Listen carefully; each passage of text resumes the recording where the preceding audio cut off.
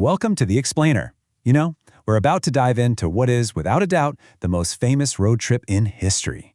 But here's the thing. This isn't just some travel diary. No, this is the official, divinely commanded record of a nation's birth, from this incredible, traumatic escape all the way to the edge of a new homeland. Okay, so here's how we're going to break it down. We're going to follow this whole epic journey in 5 key stages. We'll start with, why was this even written down? Then we'll track those dramatic first steps, get into the long, long years in the desert, and wrap up with the commands that were meant to shape their entire future. All right, first things first. Why was this journey recorded with, such meticulous detail? This wasn't just some casual diary, not at all. As we're about to see, the very act of writing it all down was a command, a foundational part of the whole story. This opening line, it's everything. It's the key. It tells you right away, this isn't some history written years later looking back. Nope. This is a foundational document being recorded in real time because of a direct, divine command.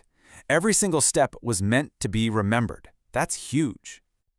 And wow, what a way to start. The journey kicks off with this incredible act of defiance.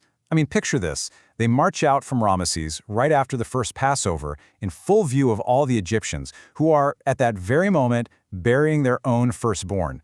It's just this incredibly powerful scene, right? Liberation on one side, judgment on the other. Talk about a bold first step. So the first phase of this journey, it's not just some long, boring walk through the desert, not even close. It is immediately packed with these dramatic, totally life-altering events and these super memorable locations that, would go on to become the cornerstones of their entire national story.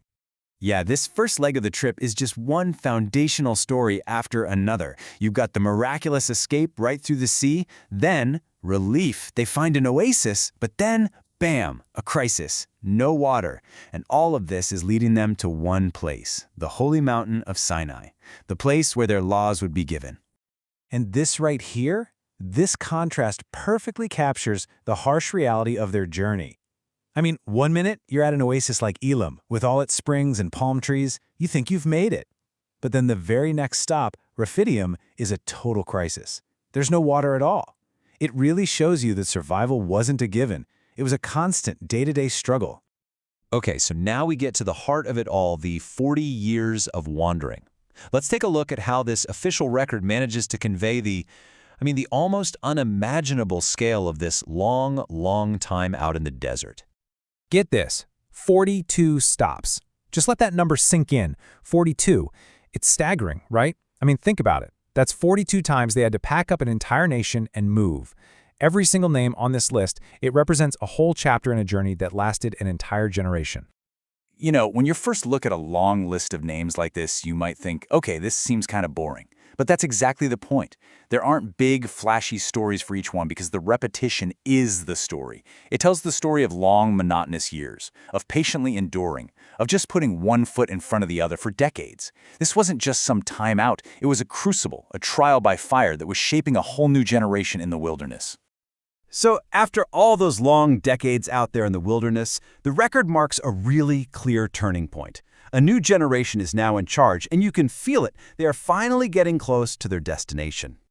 And right here, we see a major event that signals this changing of the guard. We're talking about the death of the high priest Aaron, Moses' own brother. It's this powerful, symbolic end of the generation that originally left Egypt. The old leadership is passing away, and it's making room for a whole new era. And the fact that they record Aaron's exact age, well, that makes this moment feel deeply personal, doesn't it? It's not just a dry historical fact. It's a really poignant marker of loss, of transition, and it's all happening in the 40th and final year of their journey. And then, after 41 other stops, they arrive. This is it, the final encampment.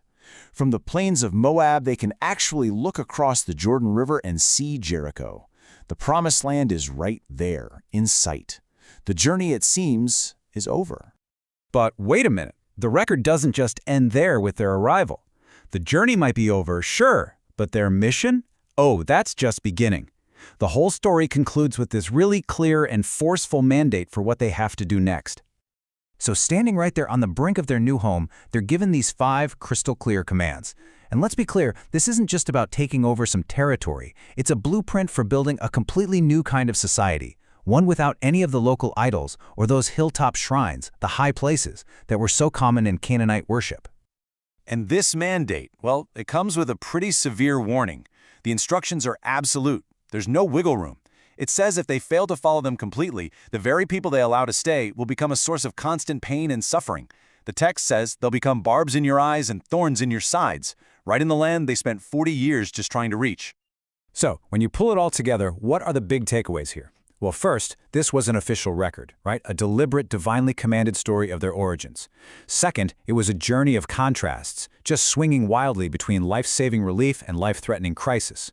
Third, this whole 40-year experience with all those stops is what forged their identity. It made them who they were. And finally, it all leads to this, a mandate for the future, a clear set of instructions for their new home that would define them for centuries to come. Which really leaves us with this one big question, right? A question posed by the record itself. If every single step of a journey helps define the destination, then what does this long, long list truly define? Maybe, just maybe, it shows that the 40-year trek was never just about reaching a place on a map. It was about forging a people.